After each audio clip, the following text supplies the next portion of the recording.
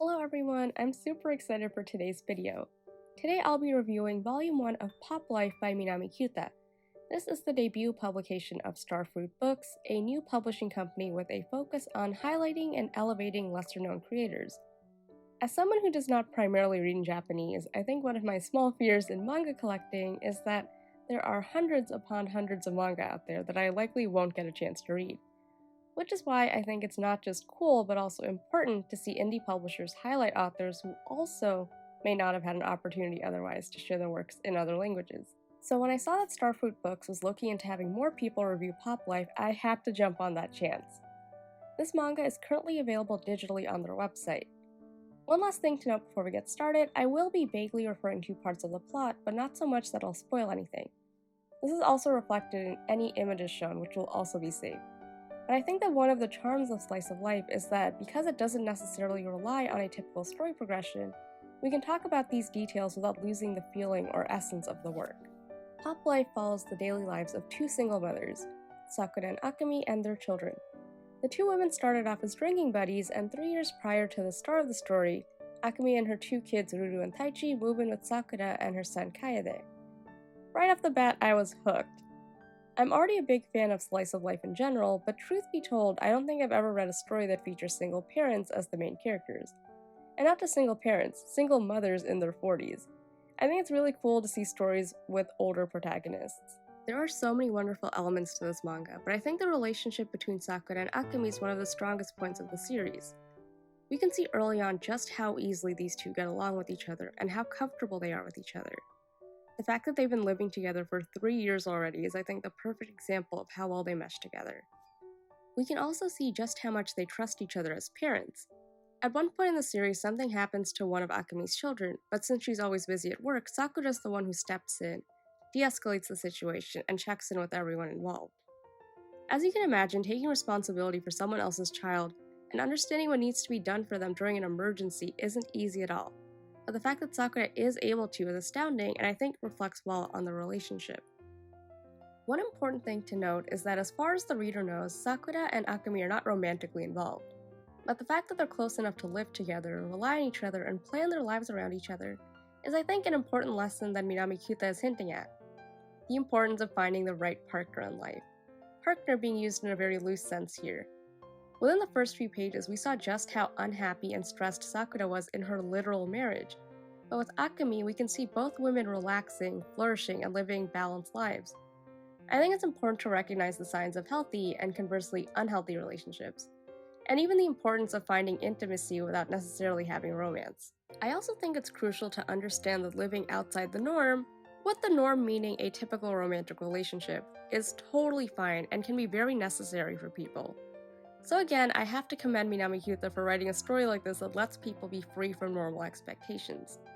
While parenthood is an important component of the manga, I think one of the key features and probably my favorite aspect of this work is seeing how Sakura and Akemi live outside of motherhood.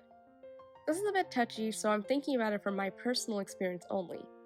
For a lot of older women around me, motherhood is all-consuming, and I honestly don't see them pursuing hobbies or personal interests. Again, this is just what I've witnessed in my community.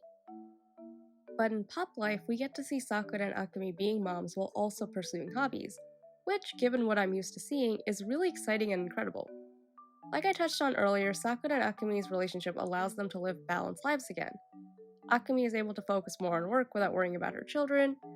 Sakura, who before was too busy with work to focus on raising her son, is interestingly enough finally able to be a present mother.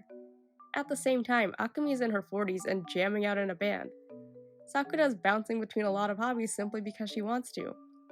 It's just my interpretation, but I think it's really liberating and refreshing to see these women who are funny, lively, impulsive, imperfect. In short, just human. This leads to what I think is an ongoing theme in the manga, which is to be able to live the way one genuinely wants to. Through this new family structure, Sakura in particular feels fulfilled, going as far as to say she's picking up all the things she dropped in life, and that one line hit me really hard. Throughout the series, Sakura, and Minami Kyuta by extension, have always advocated for doing what we want to do. Sakura has fun diving into new hobbies.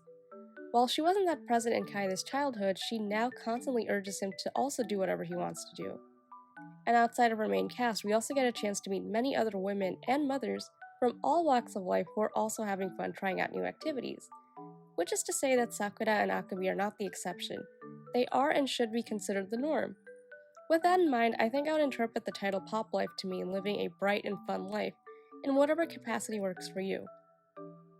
One of my favorite things about slice of life is its emphasis on setting and atmosphere.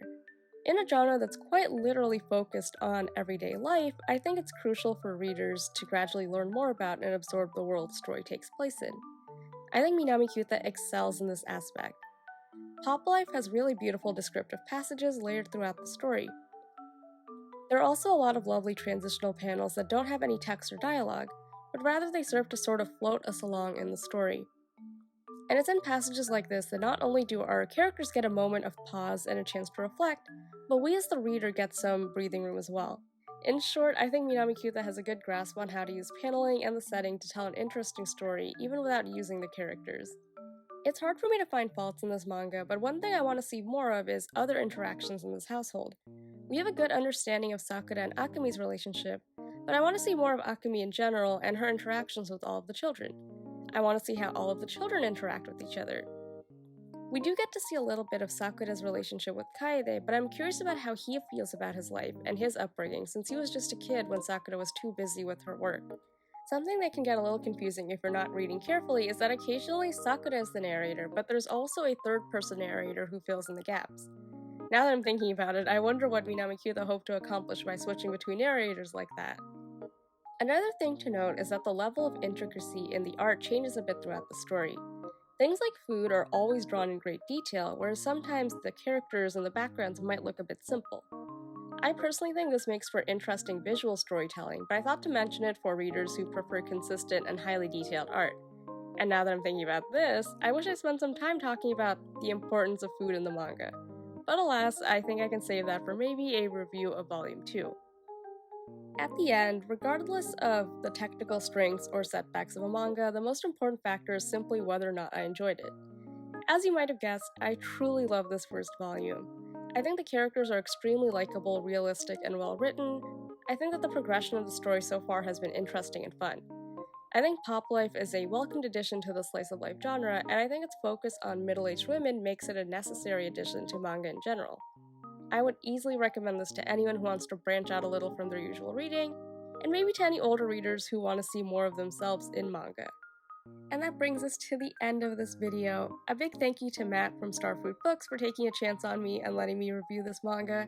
I hope I did you, your team, and Minami Kyuta some justice in my discussion. It's been quite a bit of time since I worked on a manga review, and I think that's why I spent so much time fretting over it. Hopefully as I write more often, I'll get better at it. If any of you have any suggestions on how to make my next review even better, I'd love to know them. As always, thank you to my friends in the Manga Collectors Discord server for cheering me up when I lost my motivation earlier. And last but certainly not least, thank you to all of you for taking the time to watch this video. Stay safe and healthy, and I hope to see you next time.